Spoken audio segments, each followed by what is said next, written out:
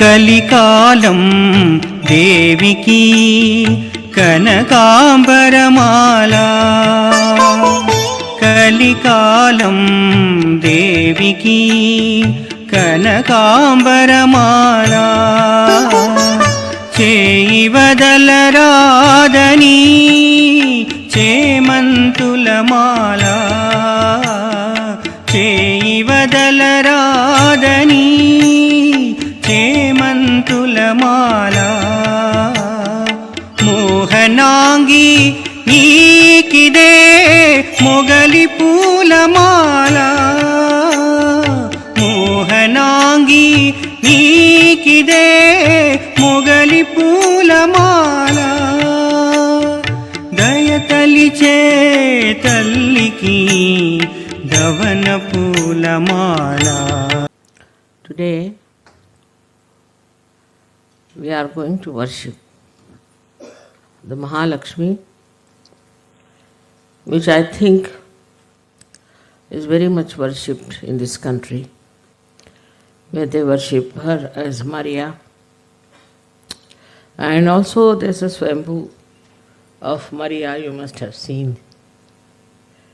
And also there was an apparition of her. First I never believed that it could be, but then after feeling the vibrations, now I know it was true, that she did appear here in an apparition. She appeared before me also, you must have seen in a photograph.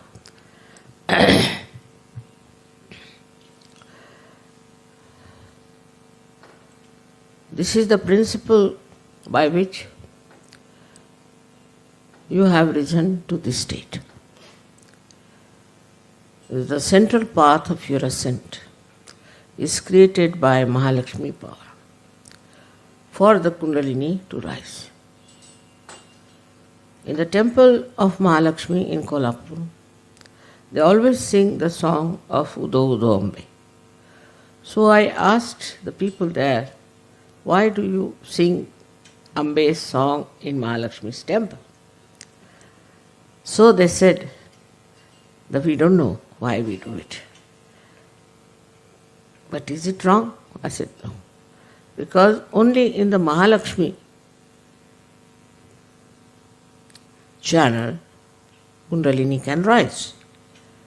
And Kundalini is the Amba. That's how, you see, they understood and they were really amazed that I explained it very well. Because from ancient times, this song has been sung there.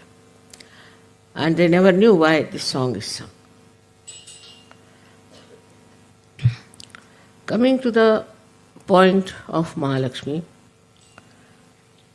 we have to understand what does it do, what is help, is that this Mahalakshmi channel or the Mahalakshmi's powers have created within us a proper balance, a proper route for Kundalini to rise. Left and right has been balanced, and she is the one who creates and makes a wider path for Kundalini to rise. This is the path of compassion and love. Through that compassion and love, she creates this path because she knows that if the path is not wide enough, the Kundalini cannot rise. Ultimately, one reaches a state where you start seeking, and when you start seeking, your Mahalakshmi principle has been awakened. That is awakened, and sometimes it is very strong. Then you start seeking in a mad way. I am sorry to say that many are already lost in seeking. But there are so many who have now come to the right path and to the right ascent. The another thing this Mahalakshmi principle does is to allow the Kundalini's power to go to different chakras also, to make a way to different chakras and corrects all the chakras. She is a very flexible force, I should say, which guides the Kundalini into different chakras, and she understands which chakra needs the help of the Kundalini. So you must have seen that when the Kundalini rises, how she pulsates, where she goes, where she shows the need is of your awakening. All this works out because she is full of compassion and love that you should get your absolute truth. We have many problems as it is, in Sahaja Yoga, because when people are ascending, they carry on with them some of their past stones and they cannot climb. They try, then they fall. They try, then they fall. Then they go up again, they fall. But today I am going to tell you about what is the state one has to achieve.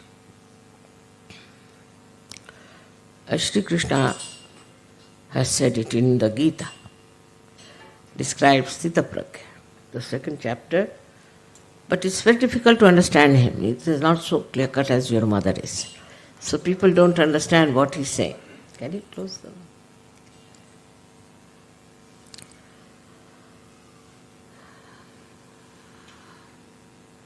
And they ask a question, how? How do you reach that state of Sthita Pragya? How do you get to that stage? But Gyaneshwara, when he wrote his Gyaneshwari, he called it as the Sahaja Sthiti, means the state of Sahaja. He didn't call Sthita Pragya. He called it as Sahaja Sthiti, meaning the state of Sahaja. So he describes the Sahaja in a very beautiful manner and very subtle. Of course, Gyaneshwara also very few people understand, I think. A person who reaches that state is like a mirror. And so many faces pass over that mirror. So many look into that mirror. So many decorate in front of the mirror. But mirror is the same as it is. So the person who is a Sthita Pragya or the person who is Sahaja is not bothered about what is facing him, who is facing whom, where he is. He stays within himself. He contains within himself. Like the sun. If the sun plays with his different rays, he is not lost. All the rays again return to him. In the same way, all the senses that we have, all the senses that are there do play around. But for a person who is in a Sahaja state, it doesn't matter, it makes no difference. He is not involved, he just plays around. Again, all of them come back. This is the state you all have to achieve. Then you are really Sahaja Yogis. But I still find people lost getting money out of Sahaja Yoga, some people lost getting out of leaderships, some are lost in getting jealousies and envies and all that. So that means a lot of work has to be done still within. There is no need to work as such if you leave everything. That's why I always say meditate, because when you meditate, what happens that all these things that are pulling you down are finished. Gradually they disappear because you become yourself. You get content by yourself. And you are never bored. I am never bored. I don't know what boring word means, you see. When it is with you or alone, I never get bored. What is there to get bored? If you are not involved into anything, you never get bored. Another thing is, rise above all these things like greed. Now people who are greedy are still involved, making money here, making money there, all that thing. Those people who are still full of lust are still making, organizing some things like that. But in a Sahasthiti, you just watch. You are just a witness. You are not lost into anything that is pulling you down. This state is not difficult to achieve for you at all because you have crossed over your mind. Now, all these things come to you through your mind. I have already said that mind is a myth, which you must accept. Myth is that this mind gives you ideas. Some people think, yes, mother, but. Yes, mother, but. This but is coming from your brain, from your mind. The brain is reality, but not the mind. The mind says but, and then you start feeling very depressed sometimes, unhappy. Because some people feel even bad because they are very good people that there are so few Swajogas. Doesn't matter. Just watch. And this watching state, this witness state, is the Sahajasthiti.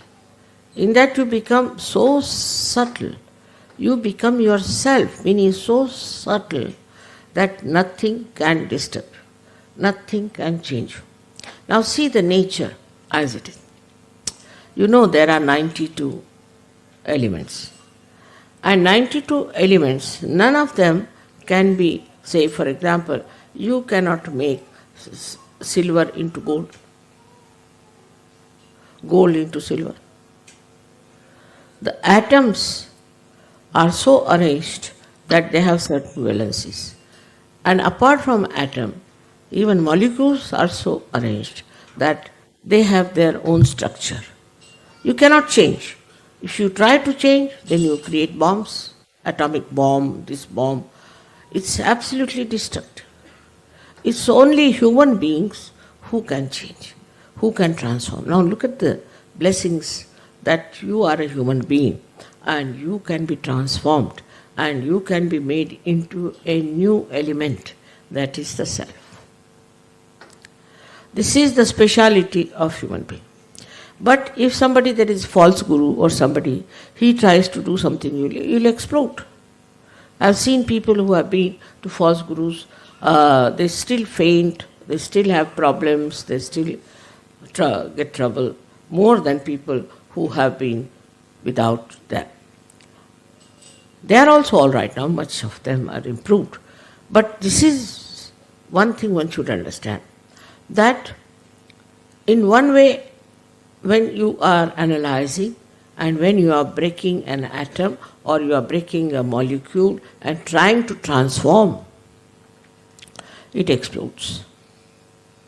It doesn't work out. The other way round is that when you try to synthesize, then you can form anything in the nature. Like this is now being brought out by synthesizing. This plastic is created by synthesizing. Matter can be synthesized and can be brought together.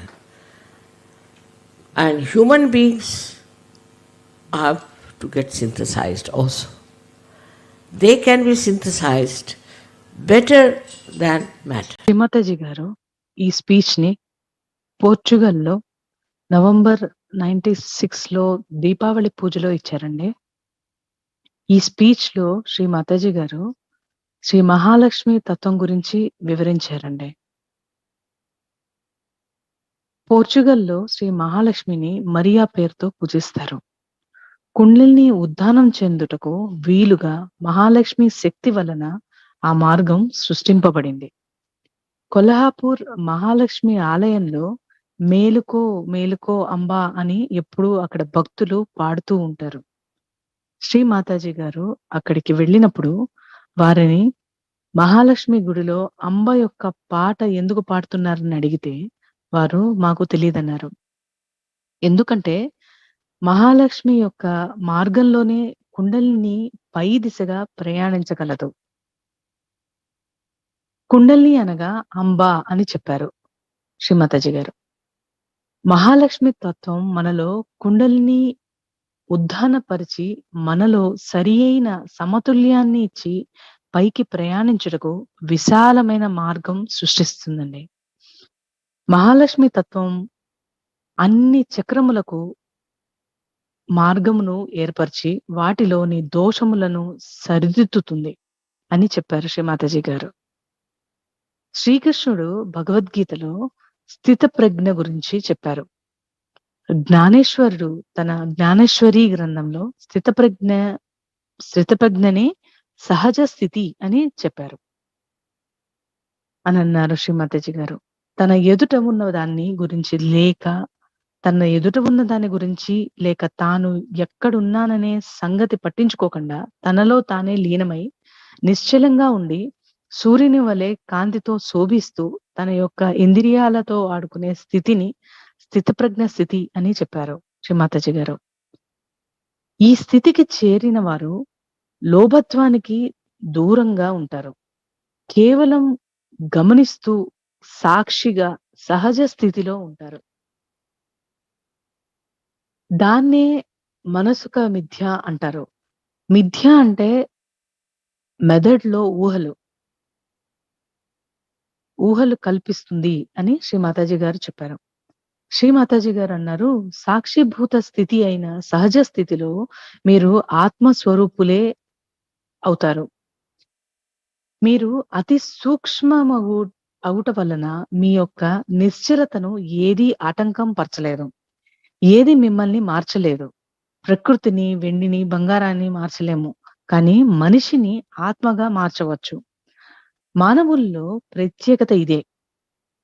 కానీ ఎవరైనా అసత్య గురువులను ఆశ్రయిస్తే సమస్యలను కొని తెచ్చుకుంటారు. Plastic ప్రకృతిలో మేళవింపు ప్రక్రియ ద్వారా సృష్టించబడింది అని చెప్పారు శ్రీమాతాజీ గారు. అదే విధంగా మానవుల్లో కూడా మేళవింపు చేయబడాలి. ఎందుకంటే వారు మారగలరు, పరివర్తన చెందగలరు అని చెప్పారు శ్రీమాతాజీ గారు ఈ స్పీచ్ లో.